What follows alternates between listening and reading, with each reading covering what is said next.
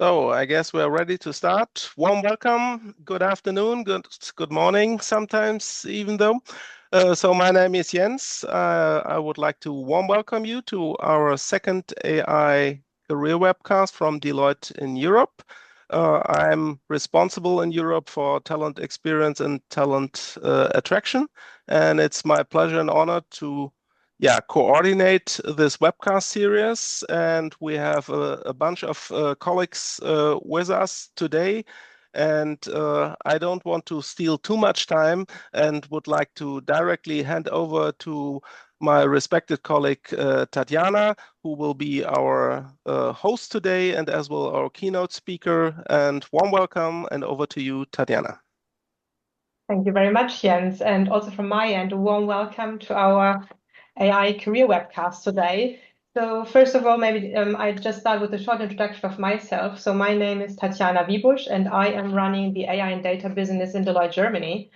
And maybe a few words how I came to this role where I am today. And I think the whole journey started with a nice anecdote at that time. So when I finished my school, my uncle told me at that time, and it's already a few years back, so I won't reveal how old I am, but my uncle told me, well, I think IT is a good place to be because IT will be very much needed in the future. So maybe you should do something around IT. So I decided to study computer science and business administration after school. And then I already did that with a small consultancy at that time. And then I came to a big SI consultancy and started with data and analytics. That time it was called business intelligence, data warehousing, data management. Later on, it was called big data. Later on, it was called analytics. And and that is also what always then really interested me a lot, because this combination of how data can infuse the business and can really lead to business value, that was something that I found really interesting. So I always stuck in this area. And so this brought me here where I am today, leading the whole AI data practice in Germany with about 300 people. It's really an amazing job, and it's great to see how we can help our clients also to get value out of the data and how to create big data platforms, analytics platforms together with them. So, but today, before we jump into the discussions, and also then if you you get to know our other panelists more, we would like to start with a short question, a short Menti question. How do you imagine the AI-driven world in 2030? So if you can describe that in one single word, what is it, what it comes up to your mind, how our world could look like in 2030 in the AI-driven context?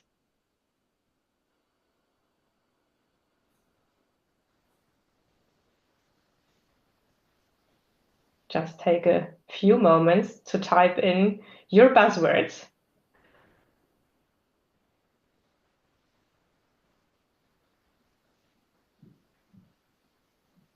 So I already see efficiency, augmentation, automation, personalized, disruptive, change. Yeah, absolutely. Also dangerous. Yeah. All right. So I think it's interesting to see because, yeah, I think it's really a very disruptive um, moment that we are in here currently with AI changing the whole world around us, and it's in private life, it's in business life. So, and I think what you also describe here, it's on the one hand side maybe dangerous. So there might be guardrails and rules how we use this AI, but on the other hand, there are also lots of chances for us, chances for change. So, what can this really unlock and in terms of value for us for big organizations? So maybe there's enough time also to tap on these topics today. So let's dive into the agenda. What have you planned and prepared for you today to tackle this topic a bit? So first of all, we start with a short introduction into this whole topic. What is AI strategy about? And then obviously we will start the discussion with our panelists here in the round and discuss a few questions. And also you will also have time to raise your questions. So let's start. So with the topic, so how do you create an AI strategy to enter the future with confidence? So this is our topic for today. So let's dive quickly into the topic. What is AI strategy really about?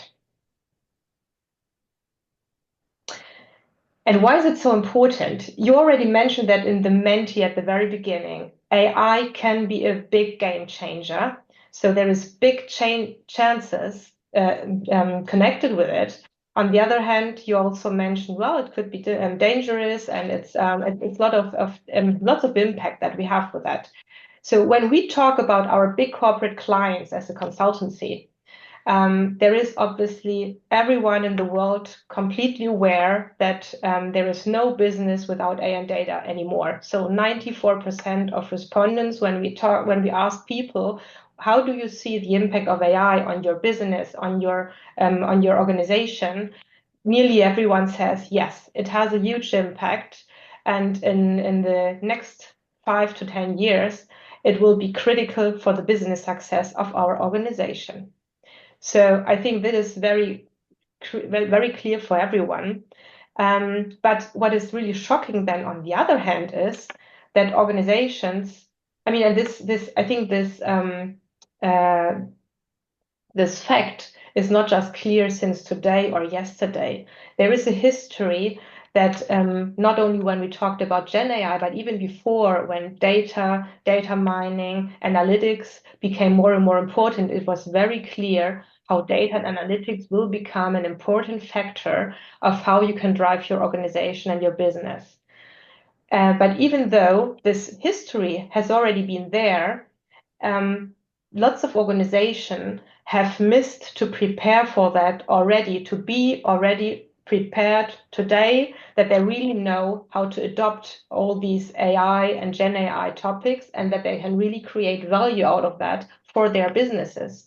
So there are lots of initiatives going on to get familiar with what brings AI for my business. How can I improve processes? How can I automate things? How can I have more informed decisions within my organization if I have all the data in place?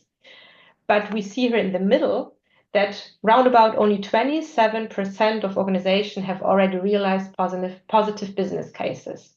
That means lots of proof of concepts, a lot of ideas fail along the journey. So there is not a lack of ideas, what you can do maybe. There are lots of ideas out there in the organizations, what how business could improve with use of data or AI. But there are lots of hurdles still in the way, why this is somehow not really applied successfully. And this brings us to the third point here. What are these hurdles? Very often these hurdles are that there is no overarching strategy how AI and data should be used in the organization. And what is a perfect AI strategy or a successful AI strategy? An AI strategy is successful or makes sense if it's directly derived out of the business strategy. If you have a very clear view where your organization wants to play, where your organization wants to develop in the market, and how you want to position yourself also towards competition, then the AI strategy should be directly derived out of this business strategy, and you should have a clear perspective how data or AI can accelerate your business strategy, or also maybe create completely new business ideas. If you have this AI strategy in place, I mean, then it's still very much theory. Then obviously it's also a question, how do you bring this to life? It's all about the people. Are the people already prepared for that? Are they ready to adopt this AI-driven way of working? Is the culture in place that people know how to work with data-driven decisions? Are they so tech savvy that they know how to work with AI-driven tools? All these kind of things. So that's an important point, so that people also need to learn quite a lot. How do they work with data and AI? And then at the end, it's obviously also all about technology. So if we want to use AI or Gen AI in the organization, we need to have a very clear understanding also what is the technical the technical landscape that is required to enable all that we would like to do. And technical landscape means what is the compute power that is needed, what are the applications that we should have in place so that people can really work with that. So, and there are in many of these areas also there even obstacles because maybe you heard it. If we talk about Gen AI, it's quite cost intensive in terms of compute power, in terms of energy consumption. So that means at the end of the day, it's really important to understand, is it at the end of the day valuable to implement such a data or AI solution? And is the value that it brings back to the company high enough to justify investments that have to be done? So it's quite a complex environment that we have to navigate, and that our clients, the organizations that we work with, have to navigate. And that's actually really interesting to combine then all these different angles. So what is the business impact? How can you then derive an AI strategy and a data strategy? What do you need to do from a technical perspective? So I think you're already here. It's lots of different perspectives that come together if you want to discuss AI strategy with a client. And so also lots of different skills and capabilities required to have a holistic discussion here with organizations and with clients around that. Let's move on to understand a bit more when we discuss AI strategy. What does it mean? What are the different dimensions that we want to discuss? So when there are different entry points in this whole data journey that usually organizations go through. I mean, there are obviously everyone should start at a certain point in time with a business strategy, derive the AI strategy, execute it, and somehow come to a point how AI or data mature do they need to be future proof for in somehow in their setup. When we start the discussions with clients, they are obviously in different stages of this journey. So it could happen that we really start at the very, very beginning, and clients really ask us, we would like to understand what is our status, our maturity level compared to the competition. Can you help me with some benchmarking? So can you help us also to give us a bit of guidance? What's the art of the possible? What can you do with AI? Because we have not the right ideas, actually. Then there are other clients that already have a corporate strategy, and they also have an idea how AI should play a role into that because they have already thought about, oh, I would like to really create new business models, and data and AI will be a very important part of this new business model. So there are new revenue streams that they target. So they have already this idea, but maybe they are not clear what is the impact on IT. Maybe they have not an idea. So how can they also ensure that the adoption at the end of is done properly, and that also everything is somehow integrated in the existing organization? So it could be completely different questions that we face when we talk to our clients. And this is what you see at the right-hand side here with these different lines. It's actually at the end of the day, different discussion perspectives that are all relevant to discuss a holistic AI strategy with the clients and to prepare for a holistic, successful AI and data journey at the clients. And on the next slide, I would like to dive a bit deeper into these lines and also give you a few examples. So what are we doing in our day-to-day job? So what is this whole thing about, and why am I so much burning for these topics, and why is it so interesting to work on that? And you see here again, I mentioned that already a couple of times. If you want to develop an AI strategy that makes an organization really future-proof, I already mentioned you have to come from the strategic angle. You really need to discuss with the client, what is your business strategy? How do you want to develop your organization in the next 5, 10, maybe 20 years even? So what is the long-term horizon of your business strategy? So that means also we need very strategic people in our team that really understand the industry, the market, and can discuss exactly that with the client to understand, okay, so this is the overall strategic direction of travel. derived out of that, obviously the important point is when we then discuss about strategy, what is the business model of the company and what is maybe the current business model? And obviously you also start then discussions when we talk about transformation, about technology that is impacting the market. Are there maybe business models at risk?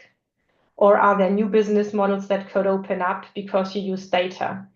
And so then we can start the discussion. What could be new business models? I mean, if you have been a manufacturer in the past all the time and you have sold turbines or whatever, and then in the future maybe you also start to offer digital services on top of these turbines that you also sell to your client, or you even start completely new business models because you have access to data that is maybe also relevant for completely new client groups.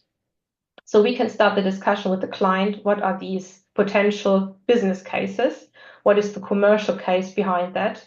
And we could start the discussion also how you can, at the end of the day, bring the PS on the road to get this going.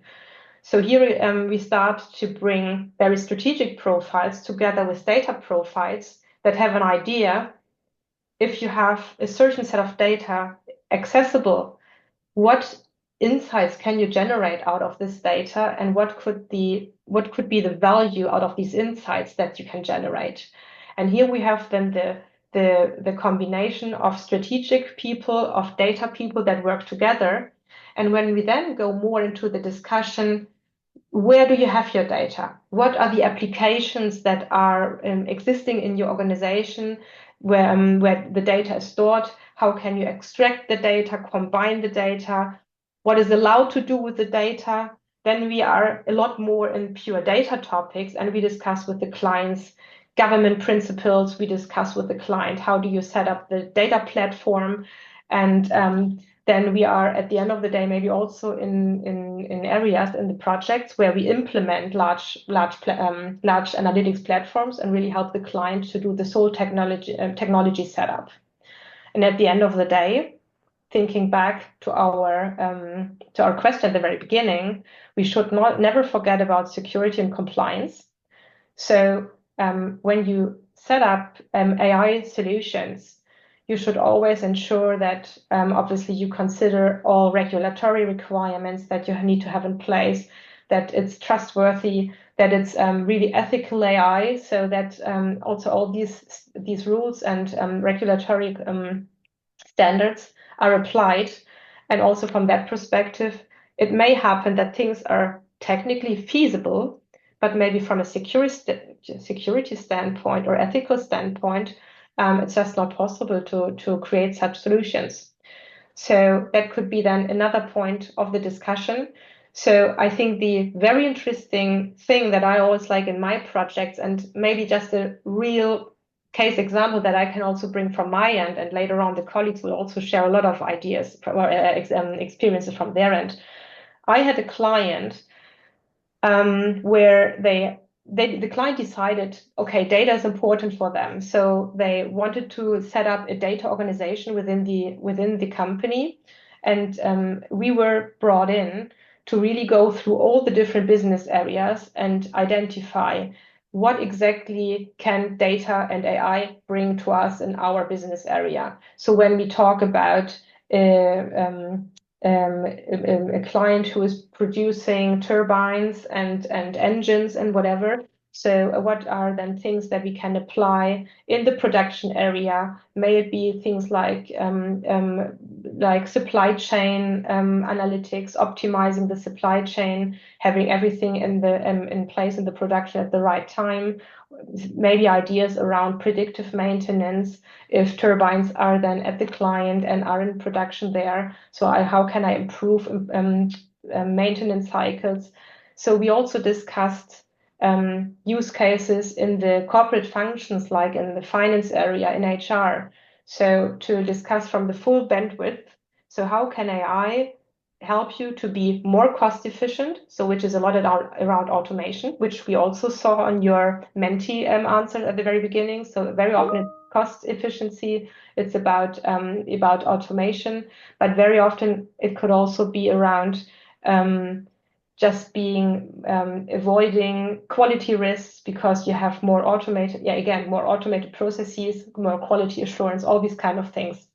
So that was really very interesting project because we started really with use case discussions with the business functions, and at the end we were also involved in technical implementation tasks to define the whole governance. So how do they need to structure all the frameworks and then get this whole thing going.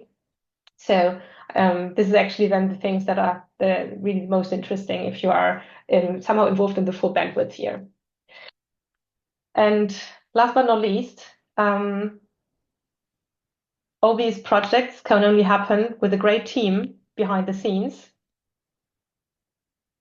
So maybe we move one slide further. So here we have still this point again. So we are today here where lots of our clients currently form the foundation, and it's important to get through all these different transformation streams to get to the future where we need to be tomorrow. So we saw these different streams. So it's really all about people, educate people, also find the right talents out there in the market. So it's also a lot of human capital topics that we have to tackle so that you have people that like to work with data, that like to do this transformation. It's about the technical platforms. It's really about the data. So also functional understanding of the data. So all these type of people are required to get this whole transformation journey done from today to tomorrow, where we recommend our clients to be if they want to have the competitive advantage in their segment. Let's move on.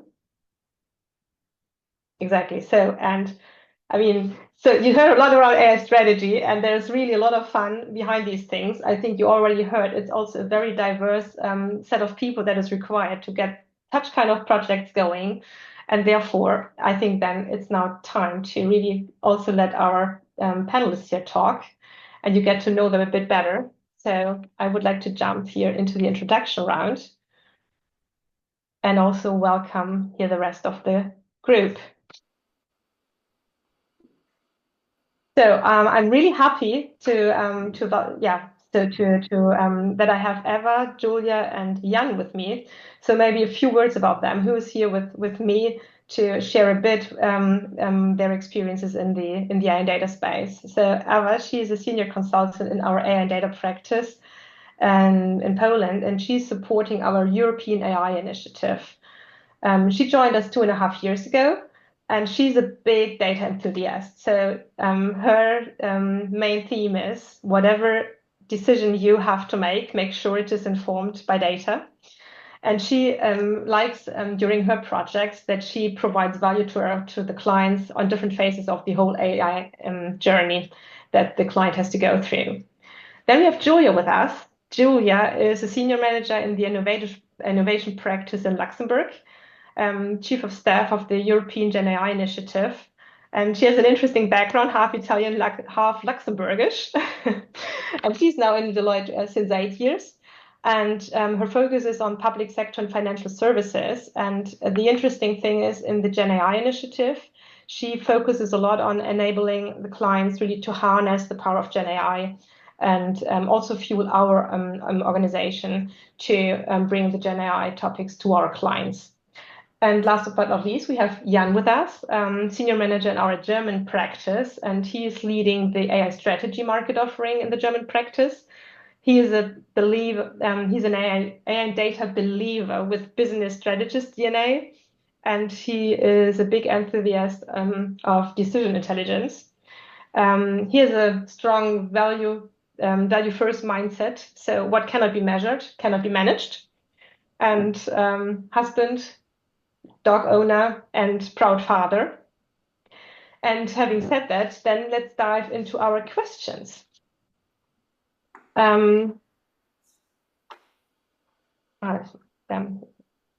So maybe I start with Jan.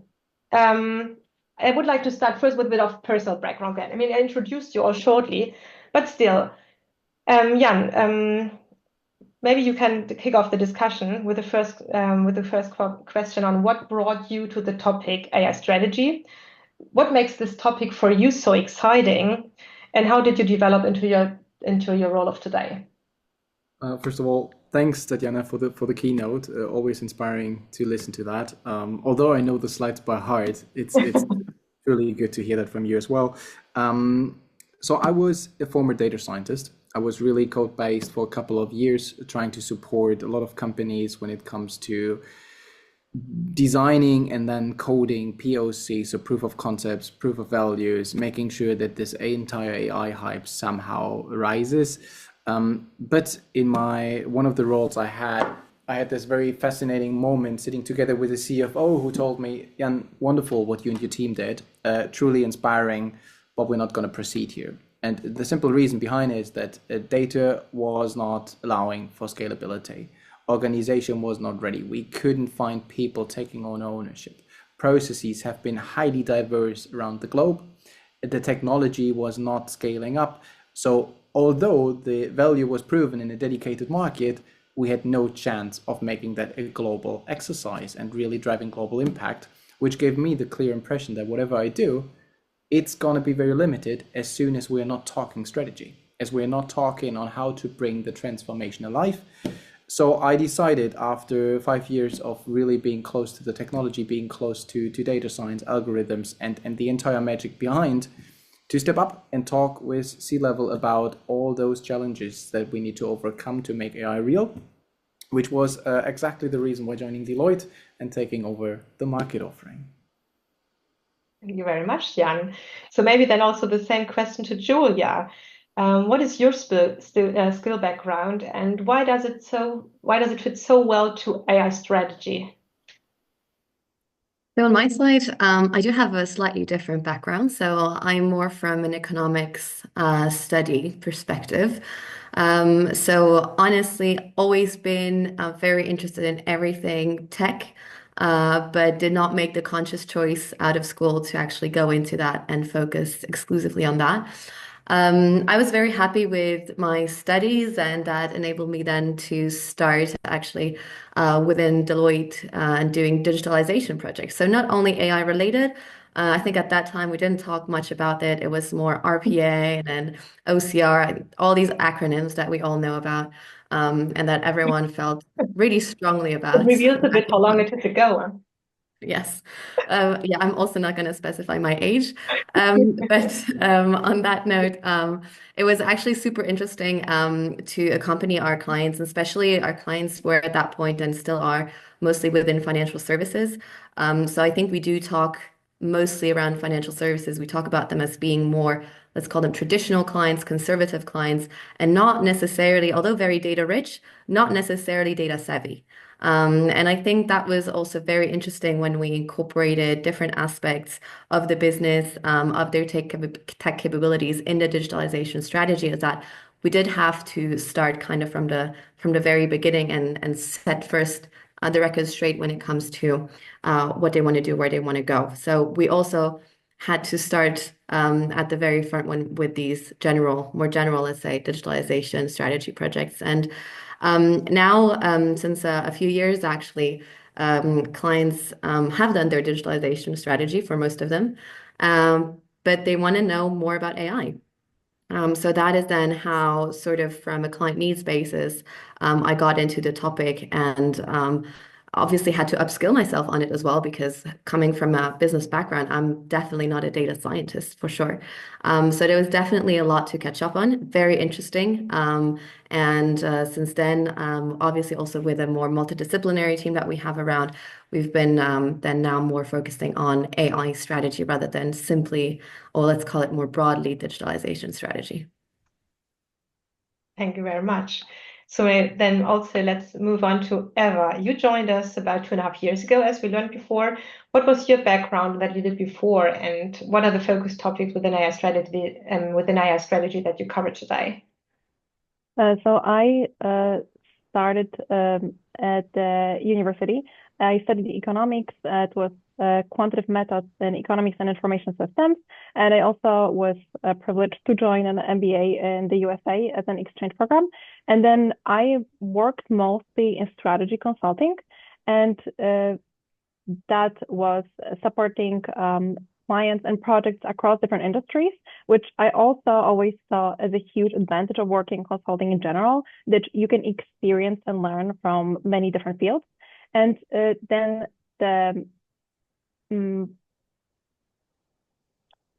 that experience combined with just my passion to generally understanding how people process information and how they make decisions, and then how then that can be leveraged to teach machines, and then how they can support us making those data-informed decisions, is what brought me to where I am today, which is covering the focus topics within AI strategy, relating mostly to the governance and leadership, which is integrating the expertise from different fields. So we're not only looking at tech, but we're also looking at domain-specific knowledge, and as you mentioned earlier, the ethics and the law, to ensure that the strategic approach that we bring is actually entailing a multidisciplinary collaboration.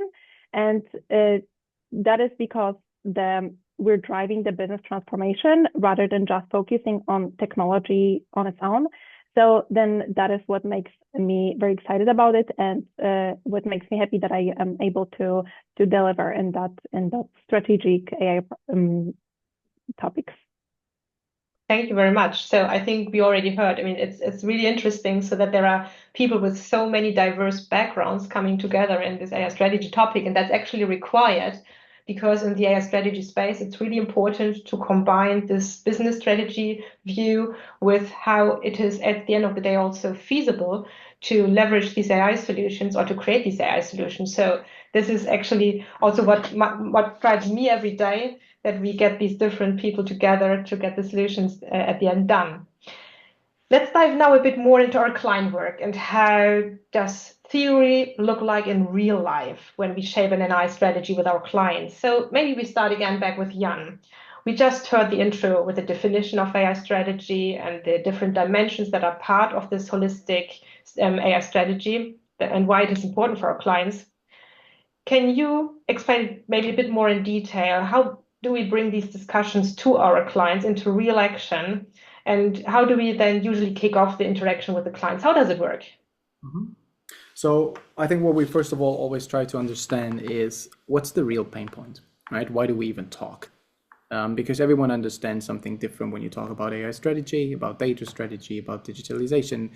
That is very well connected with any kind of association the client might have or may not have. So we first need to figure out, why do we talk, right? Is it about discussing the future and how the world is going to change driven by AI? Are we talking about a dedicated answer on a use case level? So what's the best use case? What's the highest opportunity? Do we want to run top line or bottom line impact? And then last but not least, we might even just talk on a tiny little aspect of the entire transformation about data management, or about currently very often the EU Data Act or EU AI Act as something very particular. And that is always the first initial question that we need to find out, and actually need to guide the client towards the answer, because very, very often the client comes up with a bad feeling but can't precisely explain what's really bothering them. So after figuring that out, what we usually go for is a first strategic, tactical, operational advice, right? Gaining trust, making sure that we are the people having deep knowledge in the market, having deep knowledge about their company, and having deep knowledge about the functional area of AI and data, and proving that we are worth working with, right? And that often leads to hundreds of different follow-up questions, which means a good and open space for wonderful consultant work, right? And making sure that we address them pain point by pain point by pain point with a really strategic view on how this overall fits well together. Thanks, Jan. I think that's a very, very good to really understand what does it really mean in action. And maybe we jump to Eva. So maybe it's also very interesting for the audience to hear then a bit more about what does it look like in our day-to-day project work. So maybe you can explain a bit. So what is your how does a typical project look like? What is the time frame of an AI strategy project, and how do you interact with the clients in your day-to-day work? So I actually wouldn't say that there is such a thing as a typical project when it comes to AI strategy. And that's mostly because clients are so unique. They come from different industries, they have different goals and different starting points. However, there are some, let's say, commonalities between those projects that we can look at. And that would mean that the project approach is usually, you could say it's divided into phases. So the first phase would be the use case discovery and the strategy development. So here we usually try to understand what are the client's business goals, what are their challenges, and what is their starting point, especially when it comes to the technology landscape. And we want to identify and prioritize specific use cases that we could focus on that align with their objectives. Then the next phase would be a project pilot where we develop a specific solution. We want to validate the feasibility and impact of each of those use cases that we defined earlier.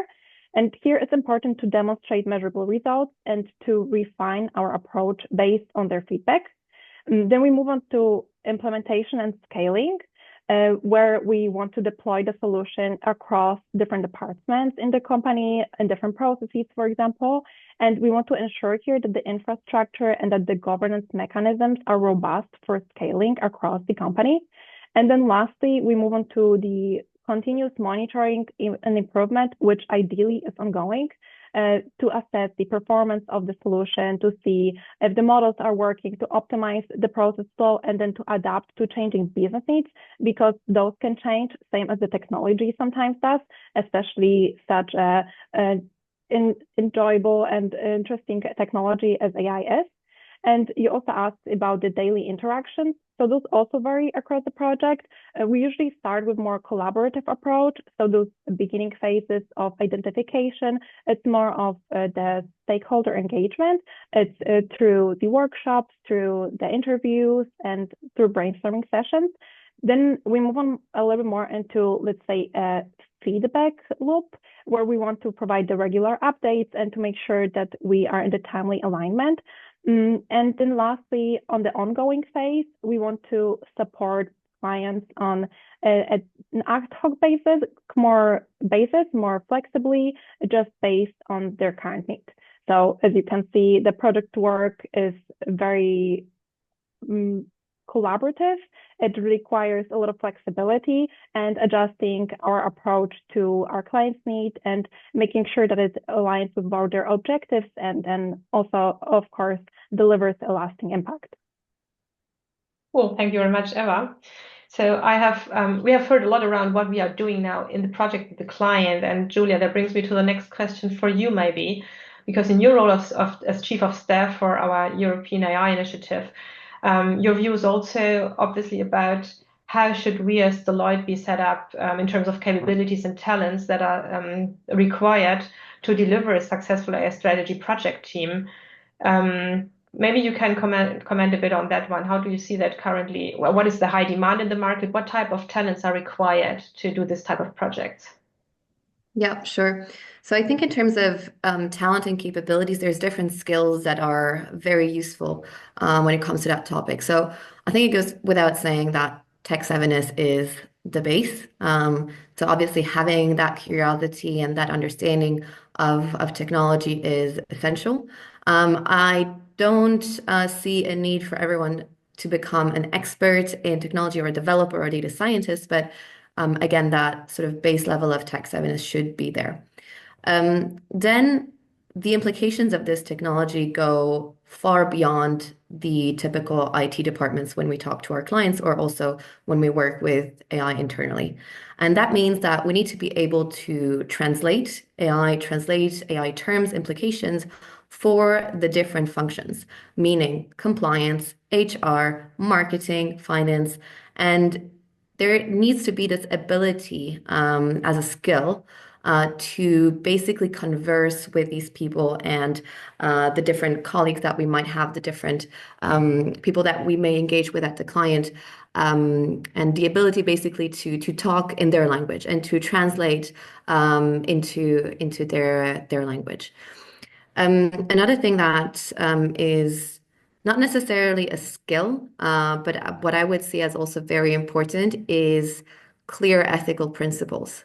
I think we see that with AI, you can do a lot of things with it, a lot of good things, but not necessarily all good. And so I know also that across the world, there's different values. There might be also different perspectives on what is good and what is bad.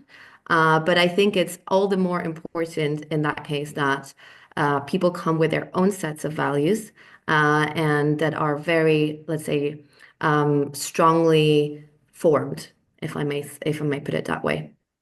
Obviously, that doesn't mean that people should be completely unflexible to other opinions, but there needs to be this base level of ethical principles. And then I think one of the absolute key skills that I would say are really necessary and mandatory is curiosity and the ability to continuously learn. This topic is ever changing. I've been saying that I've been looking at it for about a couple of years, and honestly, I haven't been sleeping much. Because to be honest, there's so many news going on. There's so many new evolutions coming and going. And even if I've been working within the innovation space for about 8 years, I haven't seen any other technology that has evolved so fast, so quickly. So I think it's all the more important to have that innate curiosity, that innate wanting and ability to continuously learn and stay abreast of what's happening in the market. Fully agree. It's really always tough to catch up with everything that's new up there in the market, new technologies, new trends. So absolutely agree. I have one question then again for Eva. If we look back to our clients and the market situation, if you think about our clients and the different sectors and industries, do you see any differences in terms of maturity level of where they stand in with regard to AI strategy? Yes, definitely. We do see a lot of differences between sectors, and I would say that those stem mostly from differences in their risk tolerance and from the regulatory environment that impacts how they can actually implement that AI. So to give some examples, in sectors such as tech or on retail, we tend to see that the clients are a little bit more open to the experimentation and are willing to adopt AI a little earlier. And that is mainly due to their fast-paced environment that encourage a proactive approach to leveraging the emerging technologies. So these sectors usually prioritize innovation and are willing to accept a higher level of uncertainty to gain a competitive advantage, and also to support their clients a little faster. And then on the other hand, we also see sectors such as healthcare and finance that tend to be a little bit more cautious. And that's not because they don't recognize the potential of AI, because they usually pretty promptly do, but they may face a little bit stricter requirements, especially for accuracy, for reliability, or for compliance, which naturally slows down their adoption curve. But on the other hand, also ensures that that their approach and what the solution that they bring is a little bit more deliberate and structured. Yeah, thank you, Eva. So we talked a lot about AI strategy now today, but just recently I was asked if Gen AI gives this whole thing now a new urgency in the market, and clients should particularly have an answer on their Gen AI strategy. Jan, what is your opinion about that? That's true. That's true. I think Gen AI has changed the game, right? It has changed the tone of communication and definitely created a huge buzz. And that is, first of all, a big change, because you stated in the beginning, Tatiana, right? The entire topic evolved from data warehousing to reporting to BI to data science and so on. And it was always tough to understand for people not being deep in this tech world. Now, everyone can use ChatGPT. Everyone has access to ChatGPT. Last time I talked to one of the C-level colleagues, it was fascinated by the opportunities for personal life, for the daily interaction with AI, and that reached a new level of accessibility and transparency and media hype. So everyone is willing to use it for their own purposes and for their own credits and opportunities. And that makes it such a difficult challenge to create structure in how to use it, because at the very same time it comes up with a lot of costs. Leveraging Gen AI for nonsense is just a cost driver. So the question is, where does it make sense? How can I bring it into the right context? How can I make people use it in the right way? So really educate, create literacy. And that is now lifting a lot of new opportunities, but at the very same time, making it very complex for companies to hold back the truly tremendous amount of people now trying to get their hands on the tools. Absolutely.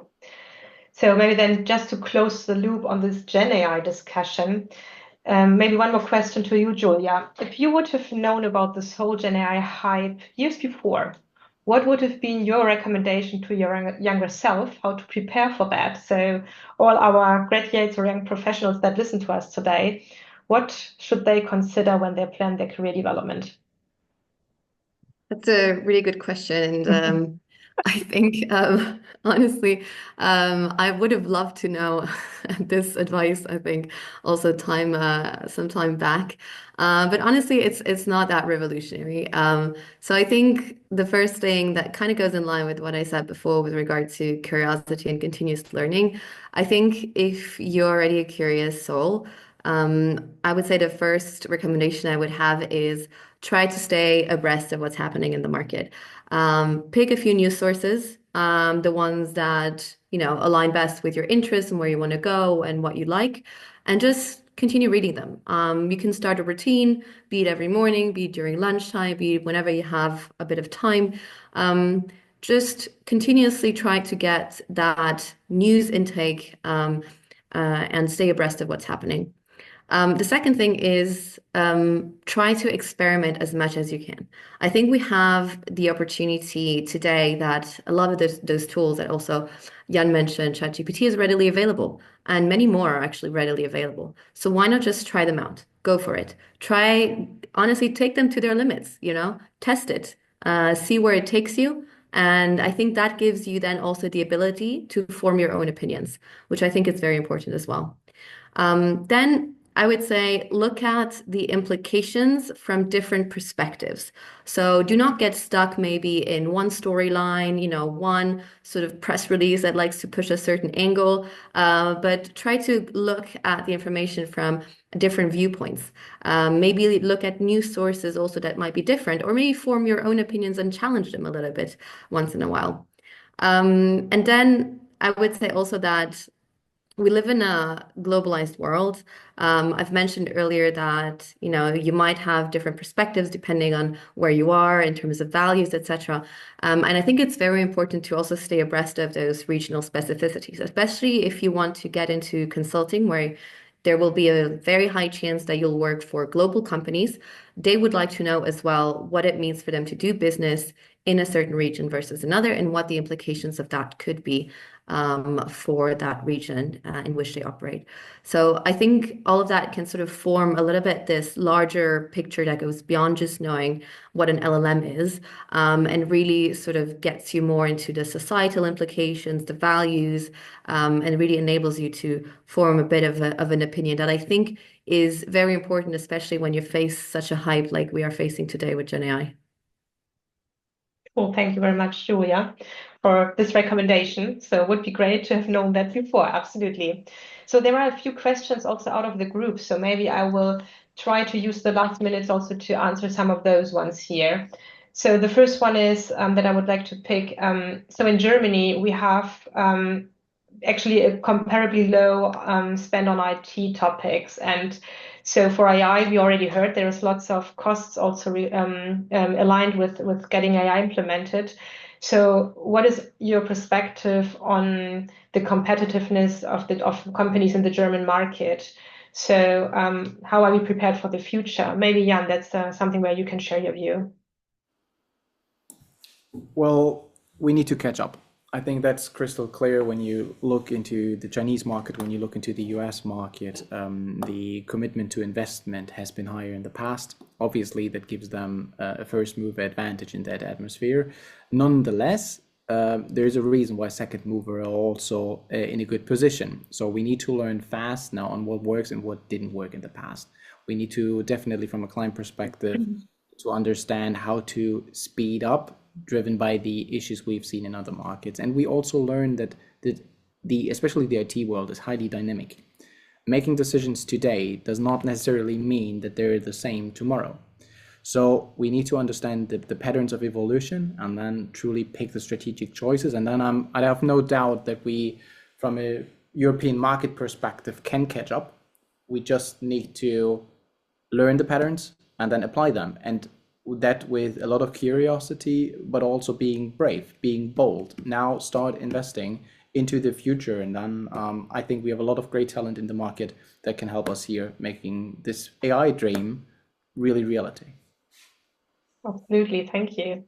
Then there is another question coming back to Julia. So how did you develop into this AI topic, considering this different background and experiences that you had before? Maybe you can elaborate a bit more on that again. Yeah, sure. I mean, on my side, to be honest, I just started out looking at whatever knowledge sources there are. I think what I would recommend as well, or maybe let me put it that way. I think we're lucky to live in a world where basically access to knowledge is very democratized, right? I think this is both a blessing and a curse, because blessing, sure, you have a lot of sources to choose from, but also curse, there is literally a wealth of information. So how do you choose which sort of methods and source to choose, to basically source your knowledge, right? So I think the first thing would be, before getting into those e-learnings, those, online learning platforms, books, whatever you want to use, first of all, maybe think about how you want to position yourself. Working in AI does not necessarily mean you have to be a data scientist. It doesn't necessarily mean you need to be a developer, right? You don't necessarily have to be someone that is very, very technology savvy, and that is really, in my opinion, the truth. And you can really have a lot of different activities that relate to AI in one way or another. So I think the first thing would be to decide where you want to go. I think you can talk to people about that. I think there's a lot of different people that you can reach out to as well, be it in a networking environment, be it in a university environment, et cetera, career advisors as well. So that might be maybe a first step to think about when you think about going into the space of AI. And then it's really just adapting to that goal, right? So if you have that goal in mind, you know where you want to go, you know what kind of skills are expected, then I think you can use those online learning resources or even offline learning resources much more efficiently and also more effectively. So you can then be more specific and look at, for example, well, can I mention tools? I'm not sure, but basically, the big names within the online learning space. So there is a lot of tools that you can use. Books are also a great way to do it. There's also, I'm not sure actually, there's so many things. There's online tools that you can test, which I mentioned earlier as well. So I think it's basically just a thing of setting your objective where you want to go. Might take some time indeed, but then at least afterwards, when you upskill yourself, you do it in a more targeted way. Thanks, Julia. So in terms of time, just a last quick one that I would like to give to Eva again, because there was one question about the opportunities that for people that have no technical background and how can they pivot into AI. And I think that's a perfect one for you again, because you also came from the strategic side. Maybe you can again share a bit why it's still very important also from the strategic side to have this touch to AI, and what can you bring to the projects here? So that will be following up a little bit also on what Julia mentioned regarding having an objective and then wanting to work towards it.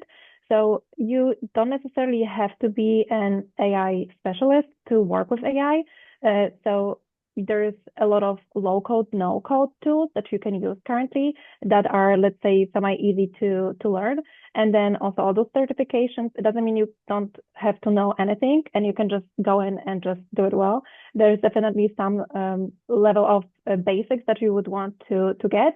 And then with a strategy, it definitely requires from you to get a better understanding of generally how the corporation works, how the organization works, what are their needs, and what are the generally all the functions that are working within that organization that AI can impact. There's also change management. There's learning of both the employees and the internal staff, and then the clients as well. So there's a lot of different topics that are related to the AI strategy that don't require you to have technical background. Absolutely. Thank you very much. So it's actually really a team play here from completely different backgrounds, skills that are required. There are actually a lot more questions, but with regards to the timing, I would like to close it here and really come to the closing of the session. So maybe we have one or two more slides to share. Exactly. So on the one hand side, we really hope that you enjoyed the session, that you took something with you. So we would be very much looking forward to get some feedback from you on what you took out of the session, and share us here your feedback and what we could also improve for the next one. And as we were not able to cover all the questions, if there's anything left in your mind that you would like to discuss, you have here 4 people that are absolutely in the topic. So do not hesitate to connect via LinkedIn, reach out to us. And we also can support you in your personal career study at Deloitte. So if you found it really interesting, if you find the type of work, the projects very interesting, we would be all very happy to pick any questions, anything that you have in your mind, to pick that up with you and take the discussion forward. Thank you very much for dialing in tonight, and I wish you a very nice evening.